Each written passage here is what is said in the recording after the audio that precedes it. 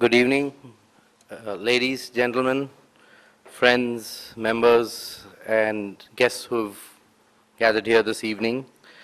Welcome to the 37th Vikram Sarabhai Memorial Lecture, a lecture that has evolved over the last 25 years of this institution and grown more and more in popularity. Not just alone on the strength of the program itself, the lecture itself, and the wonderful speakers that we've always been supported by.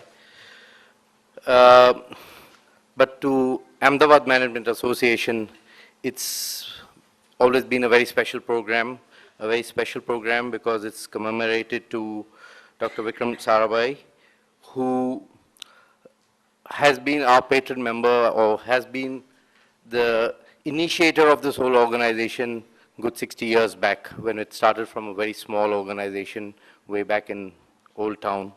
Today, the topic is green growth, smart growth, a new approach to economics, the environment, and innovation. This has been presented by Mr. Ralf Fücks, who's the president of Heinrich Böll Stiftung from Berlin. I'd like to just mention a few words on Dr. Vikram Sarabhai before we start off. Like I mentioned, he's always been a very special person to Ahmedabad Management Association. But as you're all aware, he's a man who needs no introduction, not just in Ahmedabad, but all over India and probably globally also. Dr. Vikram Sarabhai hails from a very esteemed family, which has well established itself in the field of textiles, pharmaceuticals, and chemicals. It was not just that made him a very special person. It was his academics and his contribution, thanks to his academics, to the entire nation that we remember him for. In the very early days, very few people from India were educated overseas, and he happened to be one of the students who was studying natural sciences in Cambridge, a very esteemed university even today. And in that period, he worked on special cosmic rays along with Dr. C.V. Raman, and ultimately got his PhD from the University of Cambridge in 1947. Ever since then, he's been very actively involved in India, in the betterment of India. Thanks to him, and his guidance and involvement, we have ISRO here, which we all know about, but he was also instrumental in the formation, setting up, and success of the Tumba rocket launching station in South India. And all because of that, we as Indians pride ourselves as being part of the elite community that, has a space mission. Likewise, he has been very active and had been the chairman of the Atomic Energy Commission, and was very keen that atomic energy gets used for the betterment of the common man, for the betterment of the society. All the same, he was very, very conscious about the environment, the green movement, disarmament, peace. And thanks to this combination, he has been awarded with awards of the highest acclaim in India. He's been given the Padma Vibhushan, as well as on 1972 Republic Day, he was given the Padma Vibhushan. Padma Bhushan and then the Padma Vibhushan. That makes him very special, not just to the country, but to us. And we are very happy that today we have his son Kartikeya Bhai here on the dais with us for this evening's program. Before I ask Kartikeya Bhai to say a few words on Ralf, I will like to welcome Ralf with a bouquet of flowers.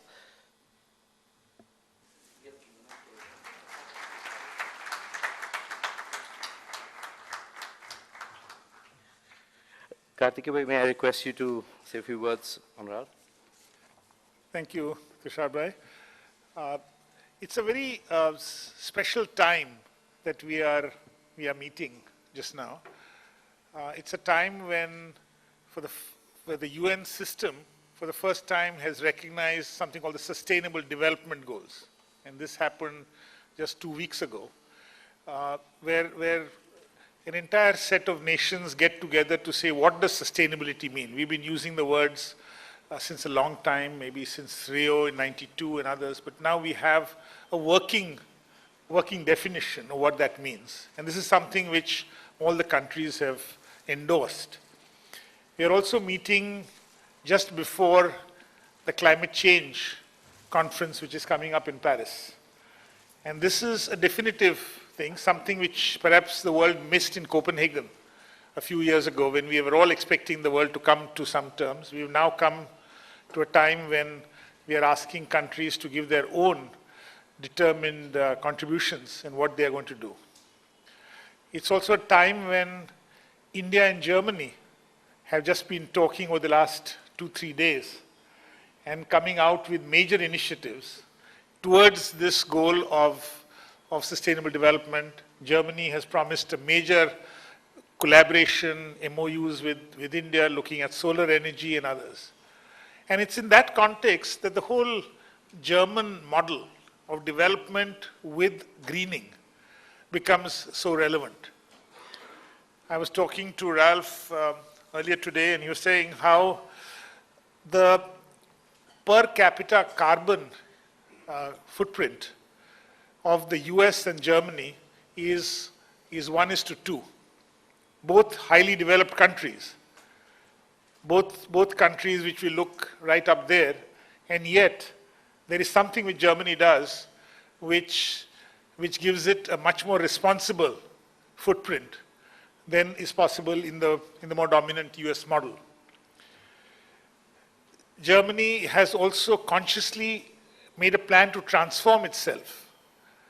And all this is possible because the whole green movement which happened in Germany, although perhaps limited in its own direct outreach, its influence has not been limited. It's been able to have an influence on the entire polity of that.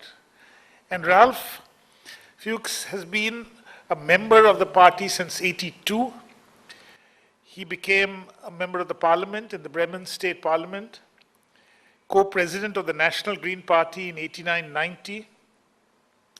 And in the year 2002, he co-authored the new program which the Green Party was looking at. Now this program is not a party program, but it started influencing German thought process as well. So it is with great pleasure that we, at a time when India is looking at what this green growth means, what does smart growth mean, what do smart cities mean, he's had experience in urban affairs, it's a correct time for us as we are looking at it, we are looking at new German collaboration to understand where this comes from, and there's no better person than Ralf to tell us and share with us this. So we look forward, Ralf, to your comments today, and you will find that Ahmedabad and Gujarat is a place where these comments are not just theoretical, but they become part of the way we do business. These talks and AMA itself has been very much influential in the way we redesign ourselves. So thank you, Tushar Bhai, and I think without much more, I think we should get Ralf to give a speech. Thank you.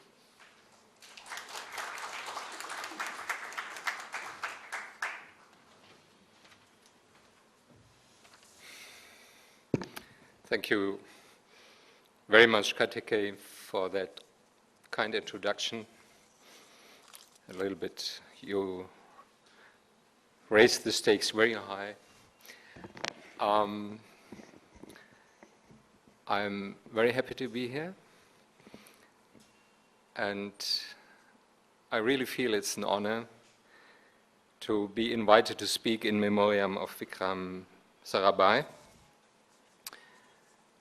who has been an outstanding scientist, a very successful entrepreneur, a patriot, and a philanthropist, and someone, as far as I got it, who at his time had a very, very modern understanding of management, a very comprehensive understanding of management and of the responsibilities of entrepreneurs, not just making money, not just making profit, but contributing to the public good, improving life of the society and individuals. I had two remarkable experiences today, together with my colleagues from the Heinrich Böll Foundation India. First, in the morning, we have been visiting the Gandhi ashram. And of course, to me, being part of the German peace and environmental movement since the 70s, I've been, to a certain extent, familiar with Gandhi and his ideas, his ways of thinking, and his political history. But still, in this very humble environment, the ashram, you could feel something of the power. This very thin man was unfolding the power of his personality and of his spirit. And one of the, I think, crucial lessons we could learn from him is that power is by far not equal to violence. It is non-violent power, but very powerful.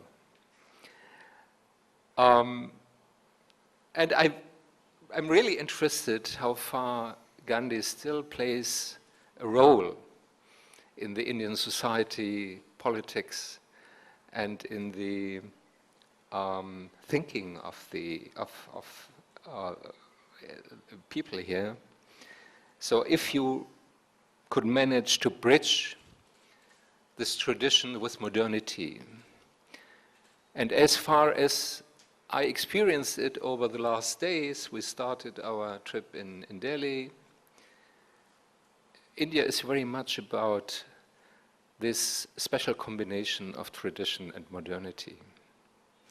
And this is a strength. Yeah, to know where you are coming from and to have an idea where you want to go to.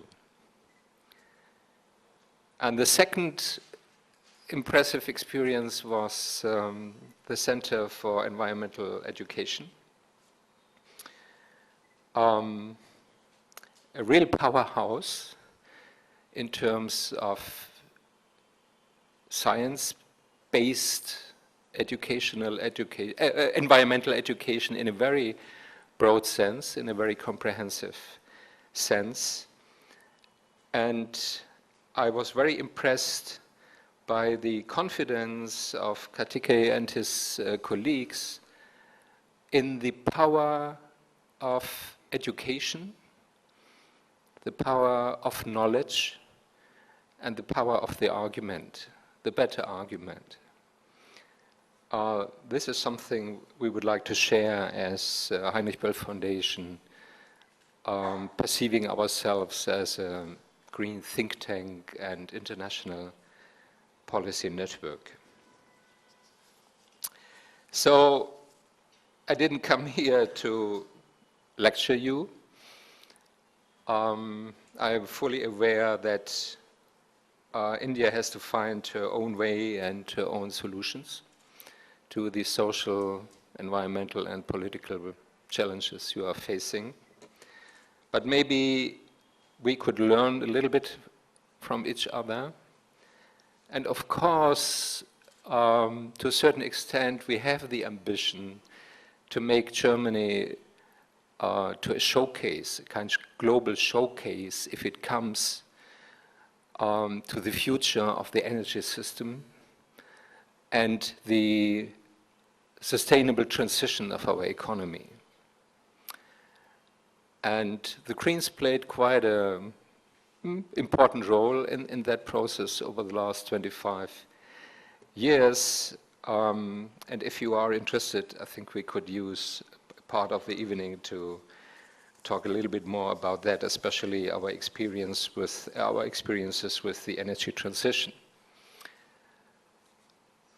we are facing a very important moment in our environmental diplomacy at the end of the year with the climate summit in Paris.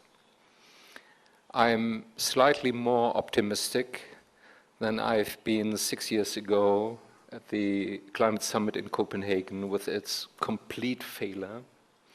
There has changed a lot in these 6 years. Not only that China and the United States, the two biggest emitters of greenhouse gases, have started to move, to change their energy policies, but also developing more commitment to the international process and to the need to reach a global agreement on limiting first and then reducing greenhouse gas emissions on a global scale. And this is, I think, not only and not mainly driven by political consideration or by environmental conscience. It is mainly driven by economics. And this will be part of my lecture, that renewable energies are becoming ever more cheaper, ever more cost efficient, so that are becoming economically viable and attractive. So it's never enough to be against something, to be against nuclear energy in our case, and this is meanwhile consensus, cross-party consensus in Germany, or to be against high carbon coal, oil energy systems. You have to provide an alternative. They have to provide an alternative to be successful. And this is, I would say, one of the main intentions of my book and the ideas I laid down in the book on green growth, to tell a positive and encouraging story, a yes, we can story. Yeah, we can transform our energy system, our economies, our public infrastructure towards a sustainable way of production and consumption without giving up social progress. So we have to overcome this trap, this old-fashioned contradiction between economic development and environmental protection. This is not a zero-sum game. We can transform it into a win-win story. Improving the environment humankind is depending on, and at the same time develop our economies and enable people to improve their lives. So what are we talking if we are thinking about economic growth? If you look to that chart, to that slide, you see what you all know, that over the most part of human history, we had a more or less stagnant situation with very, very low development in terms of increasing productivity, innovation, increasing the number of the population. In around the year 1800, there had been 1 billion people living on the planet, almost completely depending from traditional agricultural technologies and agricultural production. And then something really miraculous was happening during the 19th century. You all know it, the Industrial Revolution. And for the first time in the history of mankind, we had this exponential rocket growth, real rocket growth, in terms of GDP, production and consumption, of course, especially in the early industrialized world, in Europe and the US and some other countries. And with the means of production, also growth of the population. But there was a third line with that, and this was environmental consumption, degradation of our natural environment. And the graph here shows the development of CO2 emissions going hand in hand with growth of the economy and of the population. And as we are aware now, there's a problem with that CO2 emissions, methane and other greenhouse gases are contributing to global warming and endangering, in the literary sense of the word, endangering the natural preconditions of human civilization on this earth. And of course, this parallelity between growth and of the economy, population, and CO2 is about fossil fuels. The whole Industrial Revolution was driven by fossil fuels, by coal, then the next stage by oil, and now to a minor dimension by gas. So this was the fuel of this enormous industrial and finally also social progress. So what could we expect for the next decades? Will the global economy stop to grow? So will no growth be the solution to the environmental challenges? Not at all. And I'm not talking about growth as a kind of normative goal. I'm talking about that as a sheer matter of fact, driven by some very fundamental elements or some elemental root causes which are not at our disposal as individuals or as single societies. One of that is globalization. And globalization is very much about growth of global trade and of global investment, exchange of capital.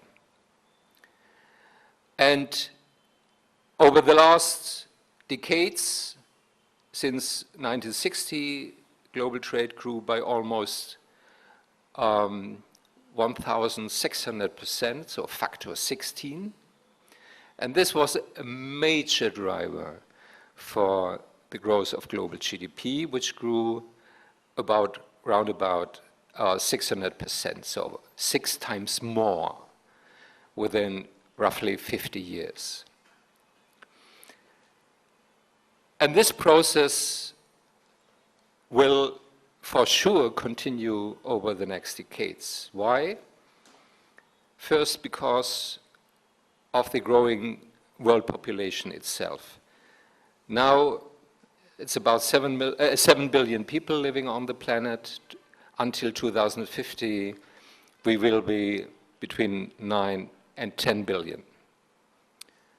So at least 2 billion more human beings with all their needs, their material needs, but also with their aspirations and their productive potential. These are not only consumers. These are new people who will produce goods and services. The second driver is the growth of the global middle class. In spite of all criticism of globalization and unequal distribution of the benefits of globalization, the number of people living in absolute poverty had been diminished by more than 50% over the last 20 years, since 1990, over the last 15 years. Down from round about 2 billion to today round about 800 million. At the same time, the population itself was growing. And we saw quite a significant rise of people from poverty to modern lifestyles into the global middle class. Especially in China, more than 400 million people, but also in other countries, I guess, to a certain extent, also in India. And global middle class economically is defined by an annual per capita income of 10,000 US dollar. And this more or less allows you this kind of modern lifestyle, apartments, well equipped with all kind of devices we all know, modern communication devices, mobility, but at the same time rising educational standards. Illiteracy is going down. The number of young people with academic degrees is steeply going up.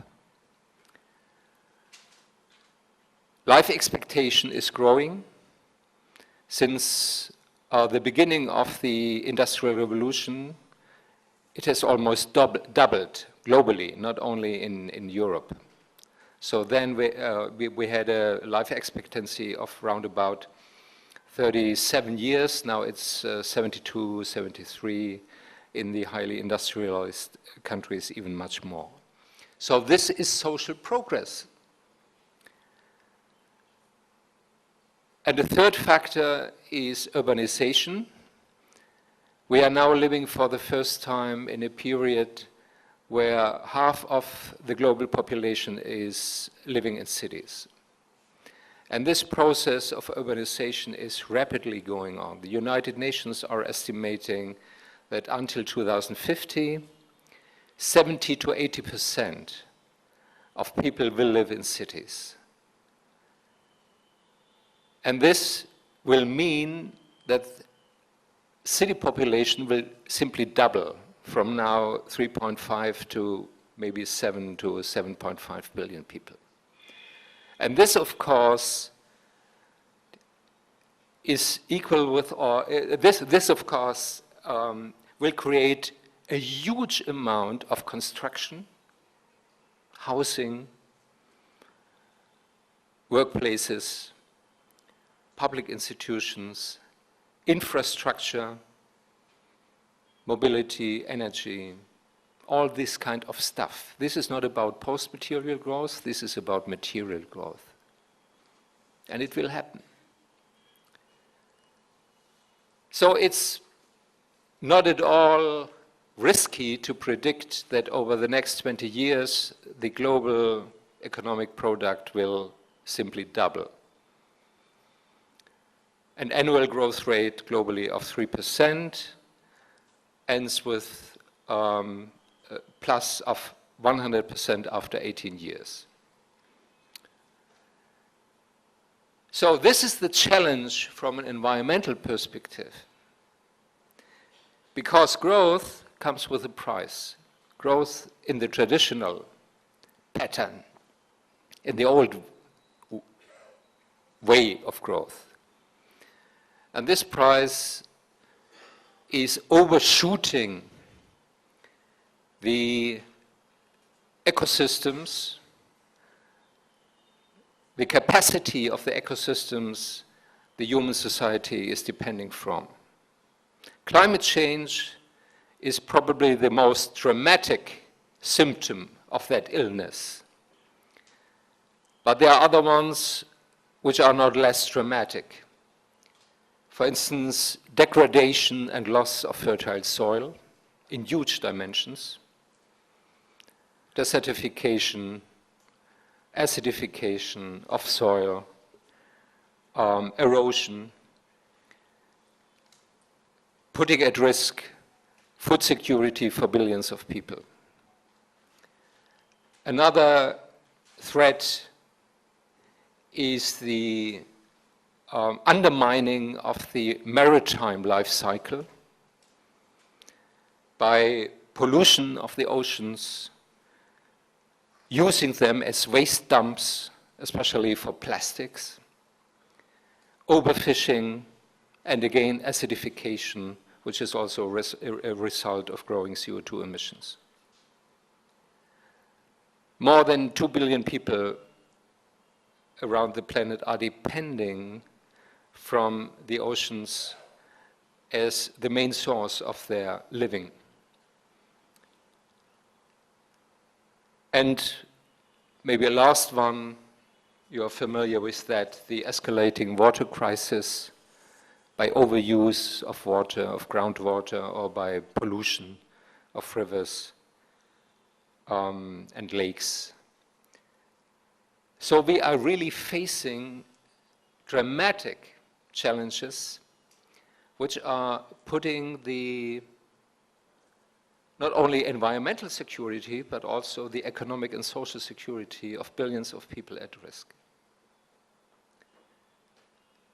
And if I'm talking about environmental issues, it's always also about social issues and social challenges. It's not just about nature. It is about human life on the planet. So if it's true that business as usual, growth as usual, will lead us into chaos, not only environmental chaos, but also political and social chaos. And at the same time, the global economy will continue to grow. What is then the answer? What is the solution of that dilemma? It is reinvention of the economy and changing the nature of growth itself. I like the term growing with nature instead of on the expense of nature. Going from exploitation of natural resources to co-evolution with the natural system, learning from nature, the fantastic inventions which have been made by biologic evolution over millions of years. You see here some examples in the picture. For instance, the zebra with its black and white stripes. Why is this? Why is that so? It's not just an aesthetic innovation. The white stripes are reflecting sun, the black stripes are absorbing it. And this creates a kind of micro air conditioning, which is cooling the skin of the zebra. This is just a simple example for this kind of inventions of the biological evolution we have to study and we have to learn from. Other ones, maybe you are familiar with it, the lotus effect. Why keeps the lotus blossom so it's lily white in midst of dirty water? Because it has self-cleaning surface. And this is a biochemical process. You can study it and you could make use of it for technological purposes, self-cleaning surfaces of buildings, for instance. A third element is leapfrogging to the solar age. I will come to that a little bit later. So not only to an economy, but a society which is based on renewable resources. And growth within planetary boundaries. So there are limits to growth in an ecological meaning. We should not transgress. But these ecological limits to growth don't define the potential of economic growth. if we are intelligent or smart enough to change our economies, our technologies, our urban systems in a way that they are no longer destructive, we can grow within these planetary boundaries. And at the core of that great transition, you could name it a new green revolution, not in a narrow party sense. At the core of that green revolution are three major processes, or three major inroads to a sustainable economy. First, efficiency revolution, improving resource productivity in big steps. A simple example, if you change traditional light bulbs and replace them by LED, you are saving 80% of electricity at once without loss of comfort. And there are thousands of examples more.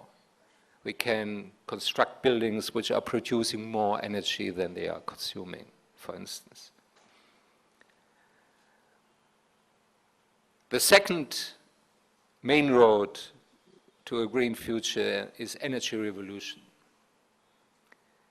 Making use of sun energy, of wind energy, of geothermal sun energy, of wave power, and on the long run, of photosynthetics. I will come to that in a minute.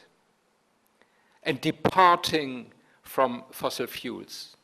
It makes no sense to talk about climate protection and to increase our dependency from coal. Yeah. So, and this is a challenge India will face also over the next years.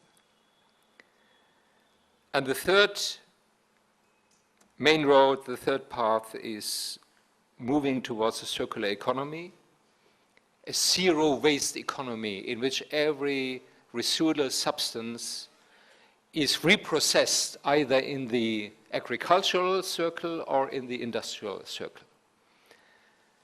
And that, of course, demands that we are phasing out all substances which inherently are not able to be recycled and reused.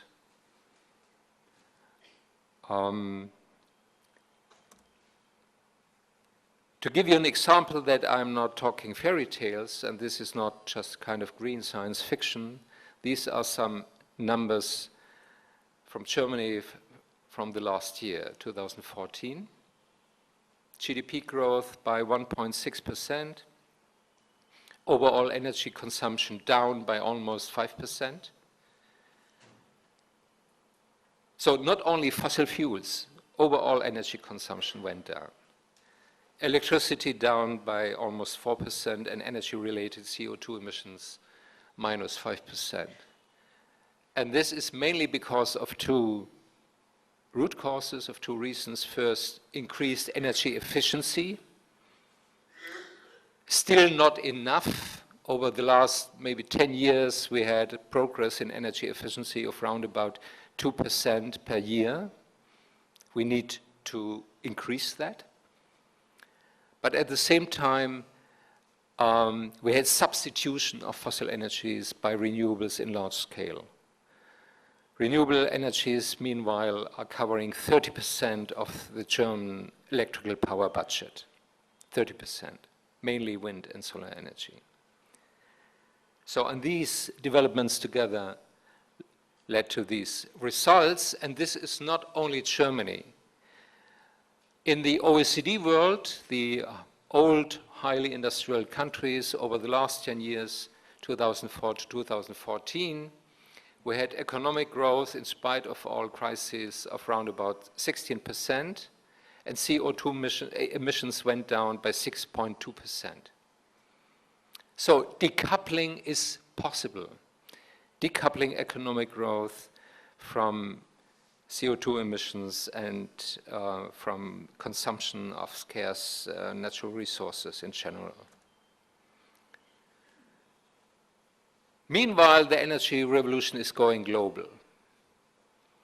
And it is not longer Germany And it is not the United States which are on the top of this development. It's meanwhile China and more also other emerging countries. China in the last year built new photovoltaic capacities, solar energy capacities of 14 gigawatts. This is equivalent to 14 huge nuclear power plants. And this is the double of the amount of new solar installations in Europe. So China is not only champion in producing technical components of solar modules and other elements of photovoltaics, it is applying these technologies in large scale. Why? Because they started to hit the wall with their fossil fuel-driven industrialization. If you take air pollution, contamination of soil with heavy metals, contamination of water resources, they are forced to change the direction of growth. This is not just a matter of choice, but at the same time it has become economically feasible. And here you see the really astonishing degree of cost regression of solar and wind energy over the last years. In the last 5 years, these are dates from the United States, figures from the United States. In the last 5 years, cost for photovoltaics went down by 80%. And for wind energy by 60%. This is due to the benefits of economies of scale and of very rapid technological progress, improving the productivity of these new alternative energies. So this is a real energy revolution we are facing. So if we are talking about renewable energies, we don't talk about toys. Yeah, this is serious. And the next big thing probably will be technical photosynthesis, making use of the fundamental process the whole biological life cycle on Earth is depending from. The transformation of solar light, water, and CO2, 3 very simple elements into biochemical energy. This is what plants and microorganisms are doing every day. And we know how it works. And now thousands of scientific and engineering projects all over the world are going on to make it feasible in an industrial scale. It's no abracadabra. Same with transport energy. Mobility is one of the fastest growing sectors worldwide. Transport, on ground, and air transport, exponentially growing. So even if we restrict ourselves, and of course it is, I would say, insane to fly for shopping purposes to, I don't know, where would you fly to? Singapore or so? Or in Germany, maybe we would fly to London. Of course, this is crazy. But even if we stay away from that, mobility will grow over the next decades, and it will grow rapidly. So we have to look for environmentally friendly solutions and alternatives. And part of the answer will be to move from oil as the main resource of mobility, either to electrical mobility powered by renewable energies, battery technology, fuel cell technologies, or to replace fossil fuels by biofuels, but in a much more sophisticated way than it was done over the last 10 years or so, when we just used food to produce energy, which is perverse and which is in contradiction with food security of billions of people. So we have to use organic waste, celluloses, and microorganisms or algae as the resource for organic fuels, biofuels. But of course, it's more than that. It's not just changing the feedstock of fuels. It's also about a different mobility system, no longer based primarily on the private car, but based on a modern, attractive, and secure public transport, and making cities more friendly for walking and bicycling. And this is not old-fashioned. If you're looking to modern metropoles, you have a growing, rapidly growing amount of bicycling in our transport mix in these cities. In some cities like Copenhagen or Amsterdam or Münster in Germany, more than 30%. Because most of the inner city ways are quite short, beyond, no longer than 3 kilometers. And this again, of course, demands a change in the philosophy of urban development.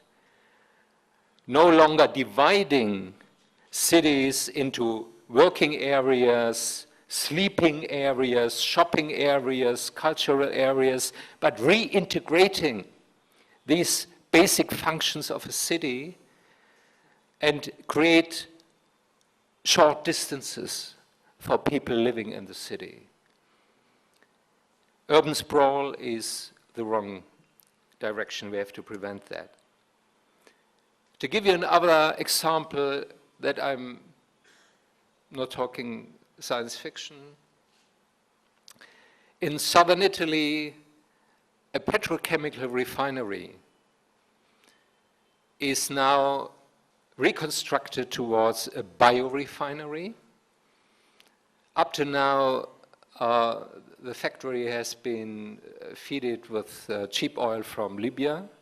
There is no longer cheap oil from Libya, so the alternative was shut it down or think about something new. And this is an investment of 450 million euros, 550 million US dollar or something like that. And in the future, this factory will be fed by organic materials, and the main material will be thistles, a thorny flower plant, which is growing without fertilizers and artificial irrigation. It's just growing in southern Italy. And other parts of organic waste from the agriculture and the food industry in that region. So you can use plants which are not competing with food. You can use plants to produce basic chemicals in a wide variety. Another example, one of my favorites, if we are talking about smart cities, it's not just about data management.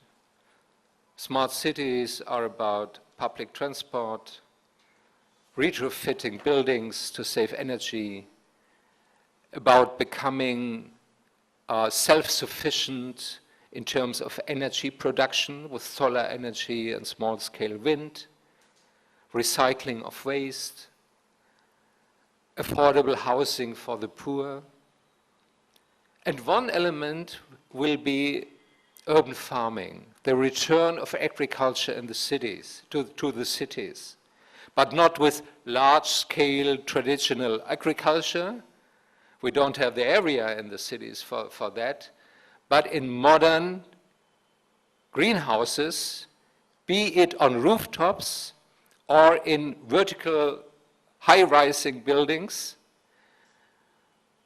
powered by solar energy with closed water cycles, no fertilizers, no pesticides, using hydroponics.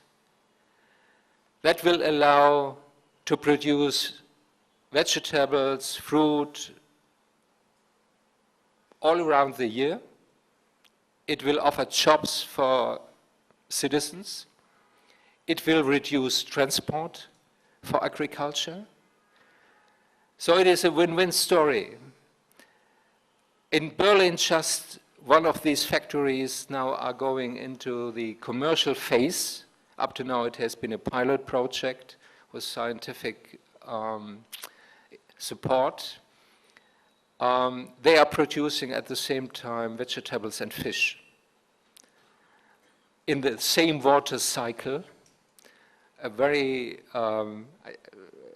clever solution, and they are selling it to people in the city, creating a closed cycle between production and then consumers. At the same time, this transition, of course, requires huge amounts of investment. And this is very critical, especially for developing countries. How to raise these investments, domestic and foreign investment. You need to rebuild the infrastructure, to invest in research and development, to reconstruct the industries. Higher investment will stimulate growth and innovation. In stagnant economies, you have the counter effect. Investment and innovation is going down. So investment of today will be the jobs for tomorrow. And it's clear that we need new finance mechanisms, be it green taxes, taxing resource consumption, be it CO2 taxes or an emission trading system based on auctioning of emission allowances, which will create revenue the state could use to finance these investments, or be it international transfers from the rich world to the developing world. So for the success of Paris, of the climate summit, it will be very crucial that the Green Climate Fund, which in principle has been already established, will really be funded by the European and the other industrialized countries. So, but it's not only about technologies and not only about finance. It's also about changing the mindset or the value system of our economies. Not short-term profit, but long-term benefit should be the guiding principle. And there are some very interesting developments going on in that area already. In Europe, especially in Germany, fair trade is the fastest growing sector in the consumer business. Fair trade, paying the producers a fair price, caring for social and environmental standards, not only looking to the price of a product, but asking how it is produced. And what is the social and environmental footprint, be it of coffee or textiles or whatever, a computer. Introducing social and environmental standards along the value chain, new management systems for companies, environmental accounting, social and environmental responsibility of companies, using certificates, for instance, for sustainable wood or sustainable paper. There are even these kind of certificates for diamonds, trying to prohibit the mining of diamonds in war zones like Congo, and establishing minimum standards for workers. Changing lifestyles is an element of that, especially for us Europeans or the Americans, reducing meat consumption. An average consumption of 60 kilogram meat per year is just not sustainable on a global scale. And some new developments like sharing economy, you must not own necessarily a device, you can share it with others, for instance, car sharing. It's very fashionable in, for instance, in Berlin, for young academics, private car is no longer a prestige product, so if you need a car, you can use car-to-go systems, but you must not own it. And if you ask for the major change agents, this transformation will not only be market-driven. It needs policies, forward-looking and courageous policies, beginning with the global level, establishing regulatory systems for the global common goods like oceans or the atmosphere, protecting them from overuse. On the regional or national level, efficiency standards, be it for cars and vehicles, or for buildings, or for electronical devices. Putting a price on carbon, extremely important in a market economy. Fossil fuels are producing huge social costs which are not included in the market price for coal. Health costs, environmental costs. So we have to put an additional price, a surcharge on it, be it by taxes or being by an emission trading system. And last but not least, public procurement. States are the most powerful consumers of goods and services of all kinds. If they establish sustainability standards, that will have a huge impact on the supply side too. The second major driver or agent, of course, is civil society, the power of NGOs, the power of consumers. Demand side is almost as important as the supply side. And creating bottom-up innovations like the car sharing, these are inventions coming from civil society. So civil society needs some, let's say, democratic space. You need transparency, you need consumer rights, you need the right to protest, kind of checks and balances between the political, the economical system and the civil society. So democracy matters also in environmental terms. Then businesses, innovative and responsible companies, entrepreneurs. Most of innovation comes from companies itself, 70 to 80%. It's not the state, it's not the public sector. So we have to make use of the know-how of companies as an important source for this kind of change. And last but not least, science, biotechnology or green IT as promising new opportunities to match environmental and economic goals. And finally,